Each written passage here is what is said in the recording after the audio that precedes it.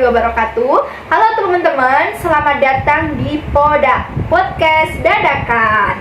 Bersama saya Vanita Khairatul Firma sebagai host di sini dan narasumber saya yaitu bernama Kak Faizatul Maulida. Kali ini kita akan membahas tentang penafsiran Al-Quran. Akan tetapi yang akan kita bahas kali ini yaitu mengenai penafsiran tafsir bil Ra'i. Untuk selanjutnya akan dijelaskan oleh Kak Faiza. Kami silahkan. Halo teman-teman. Nah, jadi sebelumnya saya akan menjelaskan yaitu terdapat tiga penafsiran dalam Al-Quran. Yang pertama ada tafsir bil maksur, yang kedua ada tafsir bil Ra'i, dan yang ketiga ada tafsir Isy'ari.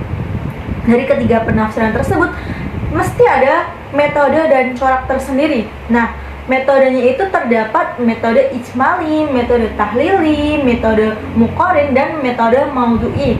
Sedangkan coraknya itu lebih beragam daripada metodenya, yaitu terdapat corak tasawuf, corak bahasa, corak fikih, corak filsafat, dan corak ilmiah. Langsung saja pada definisi dari tafsir bil Ra'i ini. Jadi tafsir bil Ra'i ini ada tiga arti tersendiri dari kata ra'yun itu, yaitu yang pertama pemikiran, penafsiran, dan ijtihad. Nah, itu secara bahasa ya teman-teman. Nah, cara istilahnya itu beda. Jadi secara istilahnya itu tafsir bil Ra'i ini merupakan penafsiran Al-Quran yang didasarkan oleh pemikiran para mufasir itu sendiri, teman-teman. Nah, terus jadi sulit, bahkan bisa keliru juga kalau apabila seorang mufasir ini hanya bersandarkan semata-mata pada ra'yun yang semata-mata menyampingkan tafsir bil maksur itu, yang tidak memenuhi syarat-syarat diterimanya tafsir bil Ra'i, yang mana dilandasi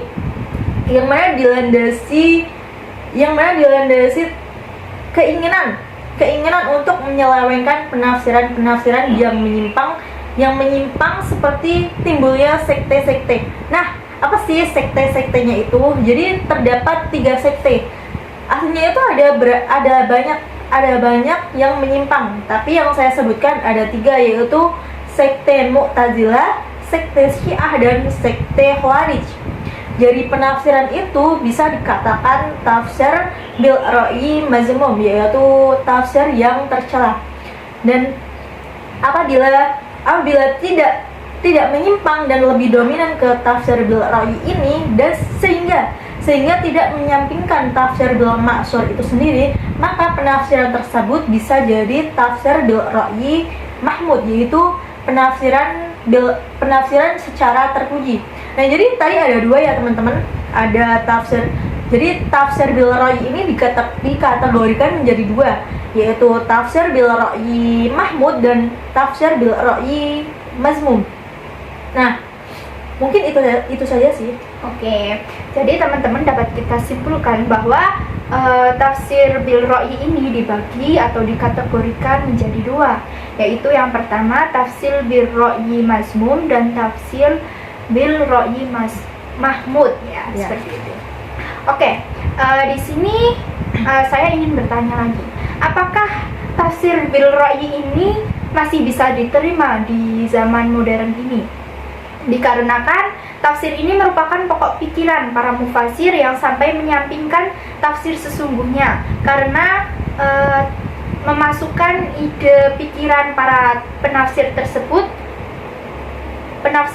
masing-masing tafsir tersebut. Oke, jadi benar sekali tadi. Tafsir bil Ra'i ini kan merupakan pokok pemikiran dari para mufasir itu sendiri ya kan, Kak? Yeah. Nah, masih untuk saat ini itu tafsir bil Ra'i ini masih bisa diterima asalkan apabila para mufasir itu sendiri bisa menjauhi 5 hal, yaitu yang pertama menghindari sikap menduga-duga kehendak Allah Subhanahu wa taala yang mana seseorang itu tidak memiliki kapasitas sebagai seorang mufasir.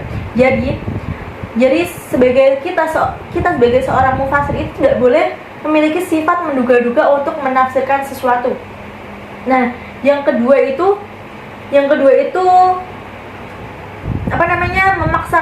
memaksakan diri untuk memahami sesuatu untuk mengetahuinya. Yang padahal para mufasir itu tidak mengetahui akan tetapi dia memaksakan dirinya untuk mengetahui sesuatu tersebut. Nah, yang ketiga ada menghindari dorongan kepentingan hawa nafsu. Jadi sebagai seorang penafsir, sebagai seorang mufasir, kita tidak boleh memiliki kepentingan hawa nafsu tersendiri. Terus yang keempat ada menghindari tafsir yang ditulis untuk kepentingan mazhab. Jadi nggak boleh ya seorang mufasir, seorang penafsir itu menulis hanya untuk kepentingan mazhabnya sendiri. Terus yang terakhir ada menghindari penafsiran ayat-ayat yang pasti atau ayat-ayat yang qat'i. Mungkin itu saja sih. Oke. Baik teman-teman, mungkin itu penjelasan dari Kak Faiza.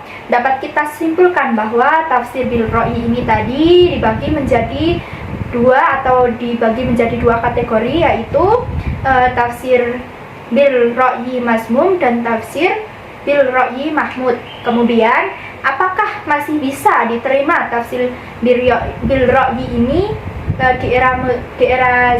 di zaman ini? Jawabannya masih bisa diterima asalkan para ulama itu bisa menjauhi 5 hal tersebut yang sudah dijelaskan oleh Kak Faiza. Mungkin cukup sekian dari kami. Apabila ada kesalahan, wassalamualaikum warahmatullahi wabarakatuh. Dadah.